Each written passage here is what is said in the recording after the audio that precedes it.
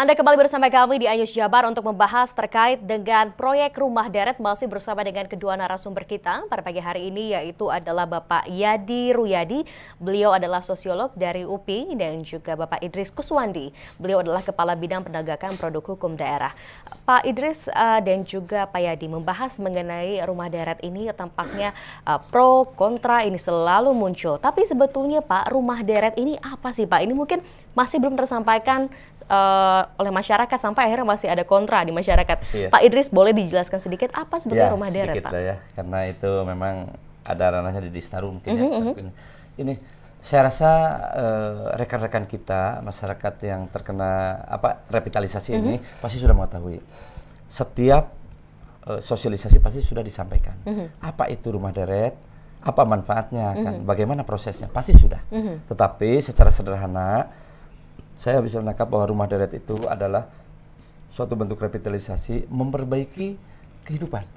Nah, jadi yang tadinya sekarang kumuh akan ditata, dibangun dengan berbagai fasilitas di situ, Pak. Ada fasilitas umum, fasilitas sosialnya, ada PAUD-nya, ada masjidnya segala macam, termasuk mungkin ruang terbuka hijaunya untuk taman bermain. Itu yang akan memperbaiki kualitas hidup. Oke, sebetulnya ini kualitas hidup akan diperbaiki, tapi Pak Yadi, mengapa akhirnya banyak masyarakat yang seringkali menolak ketika pemerintah berupaya untuk memperbaiki kondisi suatu wilayah atau pemukiman warga? Menurut Pak Yadi, apa sebetulnya yang terjadi di masyarakat saat ini?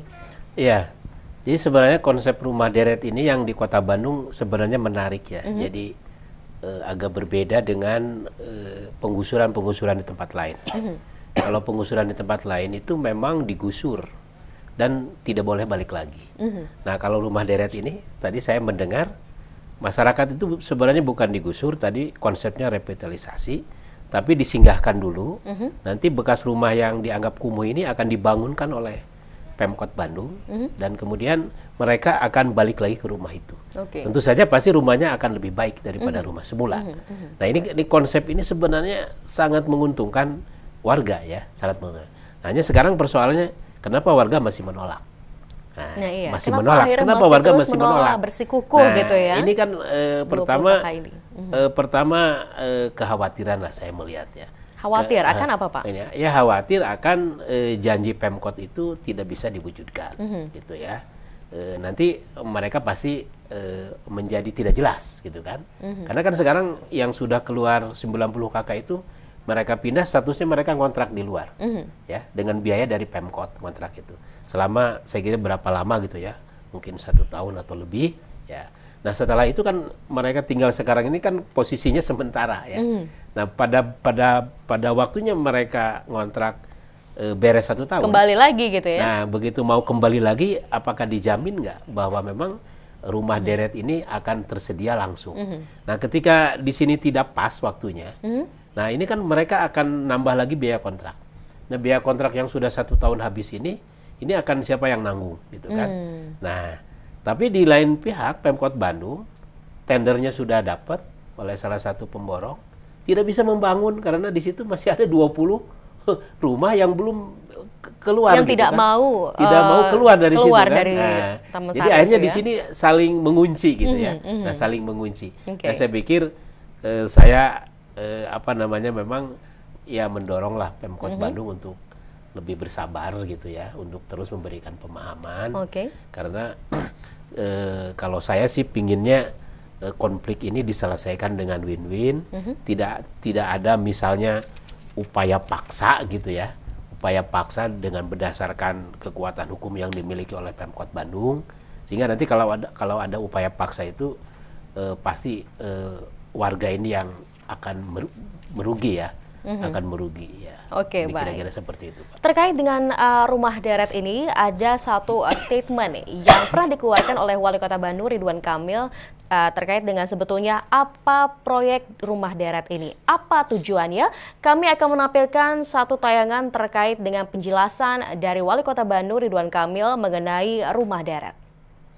Saya ulangi lagi, maka program revitalisasi kampung menambahi volume manusianya kita kerjakan di mana, di tanah-tanah milik negara. Dengan cara apa? Dengan cara penduduk yang lama difasilitasi dengan cara-cara sebaik-baiknya, ya. Maka karena akan dibangun, otomatis dipindahkan dulu. Oke, baik. Kalau kita lihat dari tayangan tadi tahun 2017, ini menarik sekali karena yang disampaikan tadi adalah pemerintah berupaya untuk memberikan fasilitas bagi masyarakat. Tapi memang fasilitas ini yang masih dikhawatirkan begitu oleh masyarakat itu sendiri menurut Pak Yadi, karena takut nantinya seperti proyek lain yang mungkin terbengkalai. Bingung juga karena mungkin kalau harus menyewa ini nanti bagaimana prosesnya begitu ya, ada yang dikhawatirkan. Nah, Pak Idris bisa dijelaskan kira-kira untuk menghindari kekhawatiran masyarakat itu memberikan kepercayaan terhadap masyarakat yang akan dilakukan Pemkot Bandung seperti apa? Ya sebetulnya tidak ada yang perlu dikhawatirkan karena yang namanya proyek pemerintah itu sudah jelas ya. Dari mulai perencanaan, pelaksanaan sampai ke akhirnya gitu ya. Jadi kenapa harus curiga atau berburuk sangka kan gitu ya. Nah, itu justru akan lebih parah lagi apabila proyek pembangunan ini tertunda terus. Nah, jadi di sisi lain semakin banyak yang dirugikan, tapi taraf hidup juga tidak akan semakin kunjung datang gitu ya. Jadi itu izin Pak. Jadi tidak usah ada khawatiran. Nah, ini juga proses panjang. Ini yang dinamakan win-win solution kata beliau ini. Ini sudah dilakukan, sudah jelas dengan humanis dengan cara yang sudah dilakukan secara musyawarah humanis begitu ya, musyawarah ya. Lebih dari 3 kali pertemuan, malah 4-5 kali ya pertemuan yang sudah dihitung di balai kota. Di Pendopo, di mana di PAC, di Taman Film gitu.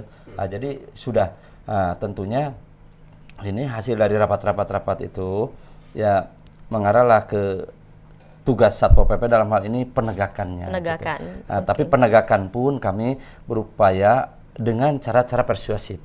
Persuasif secara komunikatif sudah dilaksanakan dari semenjak awal sosialisasi. Persuasif dalam rangka penegakan pun kami laksanakan dengan kami menelusuri ke lapangan, terus kami berkomunikasi, menyampaikan surat pun kami berkomunikasi. Jadi tidak menggunakan ini tetap menolak, ini tetap akan menertibkan, tidak seperti itu. Kami tetap komunikasi. Dan saya yakin dengan cara komunikasi akan ada jalan keluar. Walaupun jalan keluar itu caranya mungkin tidak sesuai dengan limitasi yang kita berikan.